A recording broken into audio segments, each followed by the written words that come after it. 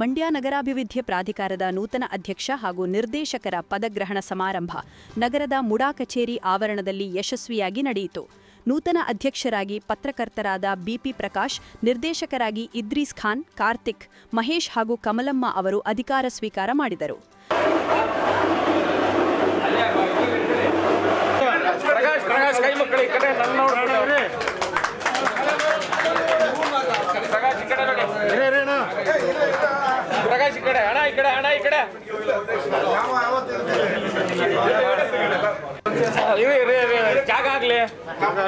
ಬಳಿಕ ವೇದಿಕೆ ಕಾರ್ಯಕ್ರಮವನ್ನು ಮಂಡ್ಯ ವಿಧಾನಸಭಾ ಕ್ಷೇತ್ರದ ಶಾಸಕ ಪಿ ರವಿಕುಮಾರ್ ದೀಪ ಬೆಳಗುವುದರ ಮೂಲಕ ಉದ್ಘಾಟಿಸಿದರು.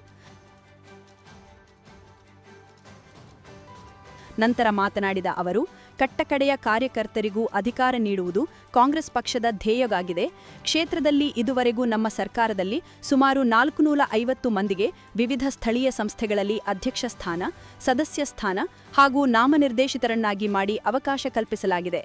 ಕಾಂಗ್ರೆಸ್ ಪಕ್ಷದಲ್ಲಿ ಮಾತ್ರ ಸಾಮಾಜಿಕ ನ್ಯಾಯವನ್ನು ಕಾಣಬಹುದಾಗಿದೆ ಎಂದರು.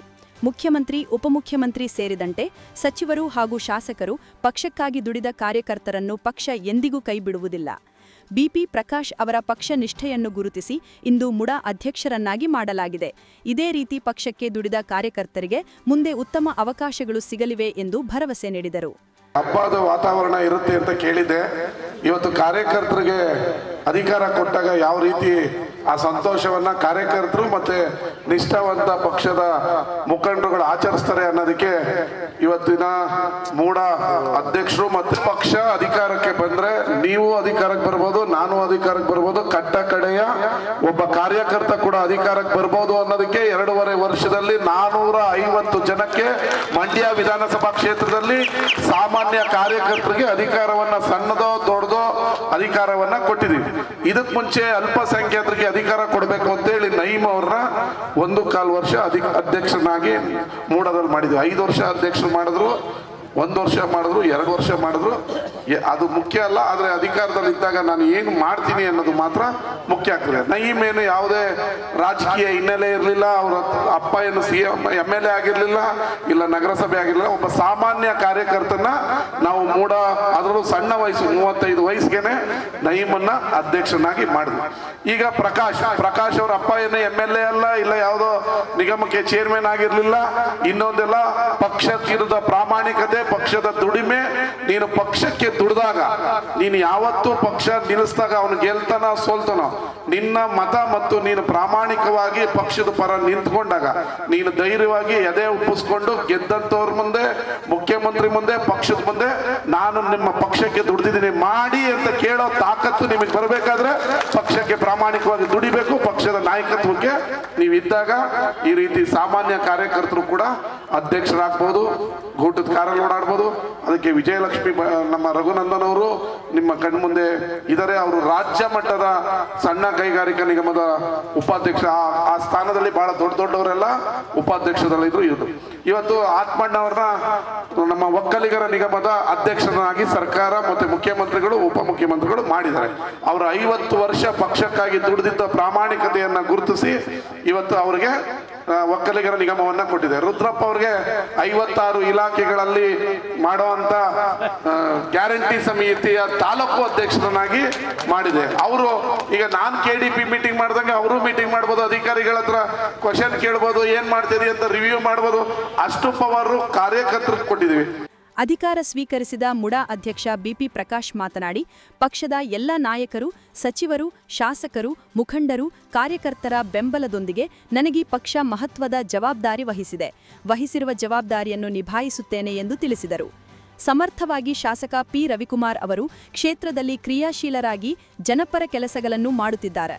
ಅವರ ಕೈ ಬಲಪಡಿಸುವ ಮೂಲಕ ಪಕ್ಷವನ್ನು ಸಂಘಟಿಸಲಾಗುವುದು ಎಂದು ಭರವಸೆ ನೀಡಿದರು. ನನಗೆ ಮಹತ್ತರ ಜವಾಬ್ದಾರಿ ನೀಡುವಲ್ಲಿ ಶ್ರಮ ವಹಿಸಿದ ಶಾಸಕ ಪಿ ರವಿಕುಮಾರ್ ಗೌಡ ಗಣಿಗ, ಸಚಿವ ಎನ್ ಚಲುವರಾಯಸ್ವಾಮಿ ಸೇರಿದಂತೆ ಕಾಂಗ್ರೆಸ್ ಪಕ್ಷದ ಪ್ರಮುಖ ನಾಯಕರು, ಮುಖಂಡರು, ಕಾರ್ಯಕರ್ತರಿಗೂ ಧನ್ಯವಾದ ಹೇಳುತ್ತೇನೆ ಎಂದರು.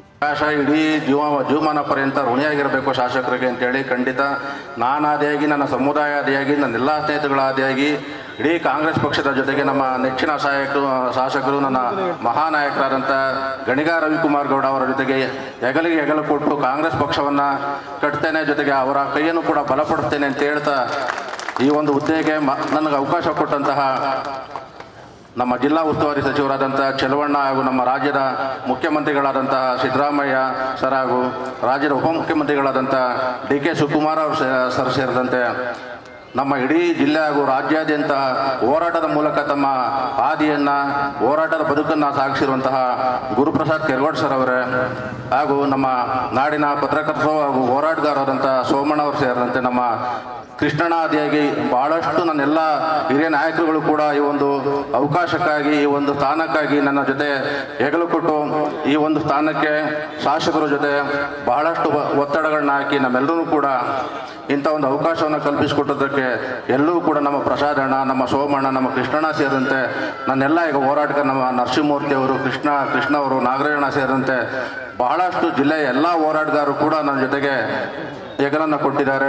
ಈ ನಿಮ್ಮೆಲ್ಲರೂ ಪರವಾಗಿ, ಸಮುದಾಯದ ಪರವಾಗಿ ಶಾಸಕರಿಗೆ ಮತ್ತೊಮ್ಮೆ ಋಣಿಯಾಗಿರ್ತೇನೆ. ಧನ್ಯವಾದಗಳನ್ನ, ಮಹಾ ಧನ್ಯವಾದಗಳನ್ನ ಸಲ್ಲಿಸುತ್ತಾ ಅವ್ರ ಜೊತೆಗೆ ಪಕ್ಷ ಹಾಗೂ ಅವರ ಜೊತೆಗೆ ಕೈಬಲ ಪಡಿಸುವಂಥ ಕೆಲಸವನ್ನು ಮಾಡ್ತೇನೆ ಅಂತೇಳಿ ತಮ್ಮ ವೇದಿಕೆಯಲ್ಲಿ ಬ್ಲಾಕ್ ಕಾಂಗ್ರೆಸ್ ಅಧ್ಯಕ್ಷ ಕೆ ರುದ್ರಪ್ಪ, ಮುಡಾ ನಿರ್ದೇಶಕರಾದ ಕಾರ್ತಿಕ್, ಇದ್ರೀಸ್ ಖಾನ್, ಮಹೇಶ್, ಕಮಲಮ್ಮ, ಸಣ್ಣ ಕೈಗಾರಿಕೆ ಅಭಿವೃದ್ಧಿ ನಿಗಮದ ಉಪಾಧ್ಯಕ್ಷೆ ವಿಜಯಲಕ್ಷ್ಮಿ ರಘುನಂದನ್, ಹಿರಿಯ ಪತ್ರಕರ್ತ ಸೋಮಶೇಖರ್ ಕೆರಗೋಡು, ಮುಖಂಡರಾದ ಗುರುಪ್ರಸಾದ್ ಕೆರಗೋಡು, ಎಂ ಕೃಷ್ಣ ಮುಂತಾದವರು ಉಪಸ್ಥಿತರಿದ್ದರು. ವೇದಿಕೆ ಸಮಾರಂಭಕ್ಕೂ ಮುನ್ನ ನಗರದ ಜೆಸಿ ವೃತ್ತದಿಂದ ಮುಡಾ ಕಚೇರಿವರೆಗೂ ಬೃಹತ್ ರ್ಯಾಲಿ ನಡೆಸಲಾಯಿತು. ಶಾಸಕ ಪಿ ರವಿಕುಮಾರ್ ಗೌಡ ಗಣಿಗ ಹಾಗೂ ಮುಡಾ ಅಧ್ಯಕ್ಷ ಬಿಪಿ ಪ್ರಕಾಶ್ ಅವರನ್ನು ವಿವಿಧ ಜಾನಪದ ಕಲಾ ತಂಡಗಳೊಂದಿಗೆ ಮೆರವಣಿಗೆ ನಡೆಸಲಾಯಿತು. ನಂತರ ಮುಡಾ ಕಚೇರಿಯಲ್ಲಿ ವಿಶೇಷ ಪೂಜೆ ಸಲ್ಲಿಸಿ ಅಧಿಕಾರ ಸ್ವೀಕಾರ ಮಾಡಲಾಯಿತು.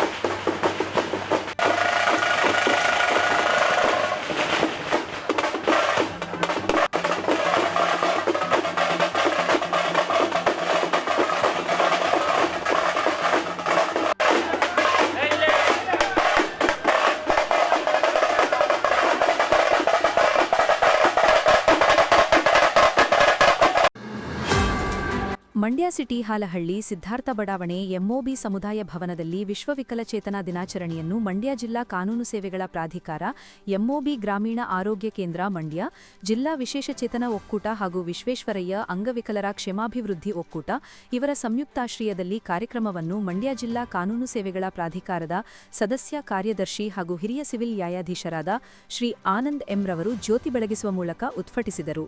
ನಂತರ ಮಾತನಾಡಿ, ತಂದೆ ತಾಯಿ ದೇವರಿದ್ದಂತೆ ಯಾವುದೇ ಒಬ್ಬ ವ್ಯಕ್ತಿ ತಂದೆ ತಾಯಿಗಳನ್ನು ದೇವರಂತೆ ಕಾಣಬೇಕು. ವಿಶ್ವ ವಿಕಲಚೇತನರಿಗೂ ಎಲ್ಲಾ ರೀತಿಯ ಕಾನೂನಿನ ಸೌಲಭ್ಯವಿದ್ದು ಯಾವುದೇ ರೀತಿಯ ತಾರತಮ್ಯಕ್ಕೆ ಒಳಗಾಗದೆ ತಾವು ಆತ್ಮಸ್ಥೈರ್ಯ ಬೆಳೆಸಿಕೊಳ್ಳಬೇಕಾಗಿದೆ ಎಂದರು. ಈ ಕಾಯ್ದೆಯಡಿಯಲ್ಲಿ ರಚಿಸಲಾದ ನ್ಯಾಯಮಂಡಳಿಯ ಸಹಾಯವನ್ನು ಪಡೆದು ಜೀವನಾಂಶದ ಪರಿಹಾರವನ್ನು ಜಾರಿಗೊಳಿಸಬಹುದು. ವಿಕಲಚೇತನರಿಗೆ ಜಿಲ್ಲಾ ಕಾನೂನು ಸೇವೆಗಳ ಪ್ರಾಧಿಕಾರದ ವತಿಯಿಂದ ಉಚಿತ ಕಾನೂನು ಸೌಲಭ್ಯ ಒದಗಿಸಲಾಗುವುದು ಎಂದರು.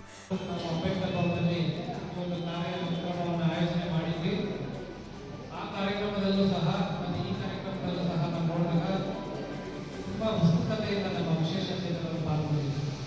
ಇದು ನೋಡಿದಾಗ ನಾವು ವಿಶೇಷ ಚೇತನಗಳಲ್ಲಿರುವಂತಹ ಒಂದು ಆತ್ಮವಿಶ್ವಾಸ, ಉತ್ಸುಕತೆ ಎಲ್ಲ ಇರುವಂತಹ ಸಾಮಾನ್ಯ ಜನರು. ಅದಕ್ಕೆ ಭಗವಂತನಿಗೆ ಒಂದು ವಿಶೇಷ ಒಂದು ಆತ್ಮಸ್ಥೈರ್ಯ ಹೊಂದಿದ್ದಾರೆ. ನೀವು ಯಾರು ಕೂಡ ಇದೇ ಕೊಡಬೇಕಾಗಿಲ್ಲ, ನೀವೆಲ್ಲರೂ ಸಹ ಆತ್ಮಸ್ಥೈರ್ಯದಿಂದ ಮುಂದೆ ಬನ್ನಿ. ನಾನು 3ನೇ ತಾರೀಕು ಕಾರ್ಯಕ್ರಮದಲ್ಲಿ ಹೇಳಿದೆ, ನಮ್ಮ ವಿಶೇಷ ಚೇತನರಿಗೆ ಅನುಕಂಪದ ಜೊತೆಗೆ ಅವಕಾಶ ಕೊಡಬೇಕು ಅಂತ. ಆ ಅವಕಾಶ ಕೊಟ್ಟಾಗ ನೀವು ಆ ಅವಕಾಶನ ಸದುಪಯೋಗ ಮಾಡಿಕೊಂಡು ನಿಮ್ಮ ಕಷ್ಟಗಳನ್ನ ಮೆಟ್ಟಿ ನಿಂತು ಜೀವನದಲ್ಲಿ ಮುಂದೆ ಬಂದು ಸಾಧನೆ ಮಾಡಬೇಕು. ಯಾಕಂದ್ರೆ ನಾವು ವಿಶೇಷ ಚೇತನ ಅಂದ್ಕೊಂಡು ಹಿನ್ನಡೆ ಆಗ್ತದೆ. ನಮ್ಮ ಆತ್ಮಸ್ಥೈರ್ಯ ನಾವೇ ತುಂಬಿಕೊಂಡ್ರೆ ನಮ್ಮನ್ನ 100 ಜನ ಬೆಂತಟ್ಟೋರು ಇರ್ಬೋದು, ಅಂದ್ರೆ ನಮ್ಮಲ್ಲಿ ಮೊದಲೇ ಆತ್ಮಸ್ಥೈರ್ಯ ಇರಬೇಕು. ನಾವು ಏನಾದ್ರೂ ಸಾಧನೆ ಮಾಡ್ತೀವಿ ಅನ್ನೋ ಛಲ ನಮ್ಮನ್ನು ತುಂಬಿರಬೇಕು. ಕಾರ್ಯಕ್ರಮಕ್ಕೂ ಮುನ್ನ ಪ್ರಾಸ್ತಾವಿಕವಾಗಿ ಮಾತನಾಡಿದ ರಾಷ್ಟ್ರೀಯ ಮಾನವ ಹಕ್ಕುಗಳ ತರಬೇತುದಾರ ಹಿರಿಯ ವಕೀಲ ಎಂ ಗುರುಪ್ರಸಾದ್, ದಯವೇ ಧರ್ಮದ ಮೂಲವಯ್ಯ ಎಂಬ 12ನೇ ಶತಮಾನದ ಮಾನವತಾವಾದಿ ಬಸವಣ್ಣನವರ ವಚನದಂತೆ ಪ್ರತಿಯೊಬ್ಬರಲ್ಲೂ ದಯೆ ಇರಬೇಕು ಎಂದರು. ದಿನಾಂಕ 3/12/1992ರಂದು ವಿಶ್ವ ವಿಕಲಚೇತನರ ದಿವಸ ಜಾರಿಗೆ ಬಂದು ಅಂದಿನಿಂದಲೂ ವಿಕಲಚೇತನರಿಗೆ ಹಕ್ಕು ಮತ್ತು ಸಮಾನತೆ, ಶಿಕ್ಷಣ ಸೌಲಭ್ಯ, ಉದ್ಯೋಗ, ಆರೋಗ್ಯ ಮತ್ತು ಪುನರ್ವಸತಿ ಸಹಾಯವಾಣಿ ಕೇಂದ್ರ ಸೌಲಭ್ಯವಿದ್ದು ಸಂಬಂಧಪಟ್ಟ ಎಲ್ಲಾ ತಾಲೂಕು ಕೇಂದ್ರ ಕಚೇರಿಗಳಲ್ಲಿ ಸೌಲಭ್ಯಗಳನ್ನು ಪಡೆದುಕೊಂಡಂತೆ ಮನವಿ ಮಾಡಿದರು. ಎಂಒಬಿ ಸಂಸ್ಥೆ ಹಲವಾರು ದಶಕಗಳಿಂದ ನೊಂದ ಜನರ ಪರವಾಗಿ ಸೇವೆ ಸಲ್ಲಿಸುತ್ತಿದ್ದು ಅವರಿಗೆ ಅಭಿನಂದನೆ ಸಲ್ಲಿಸಿದರು. ಇಲ್ಲಿ ಸಾಕಷ್ಟು ಹಿರಿಯ ನಾಗರಿಕರಿದ್ದು ಹಿರಿಯ ನಾಗರಿಕರಿಗೆ ತೊಂದರೆ ನೀಡಿದಾಗ ಕಾನೂನು ರೀತ್ಯ ಅಂತಹ ಮಕ್ಕಳ ವಿರುದ್ಧ ತಾವು ದೂರು ನೀಡಿದಾಗ 3 ತಿಂಗಳ ಕಾರಾಗೃಹವಾಸ ಮತ್ತು 5,000 ದಂಡ ವಿಧಿಸಲಾಗುತ್ತದೆ. ಮನುಷ್ಯ ತಪ್ಪು ನಿಮಿಷ ಶಿಕ್ಷೆ ವರ್ಷಾನುವರ್ಷ ಎಂಬಂತೆ ಮನುಷ್ಯ ಕಾನೂನನ್ನು ಗೌರವಿಸಿದರೆ ಕಾನೂನು ನಮ್ಮನ್ನು ರಕ್ಷಿಸುತ್ತದೆ ಎಂದರು.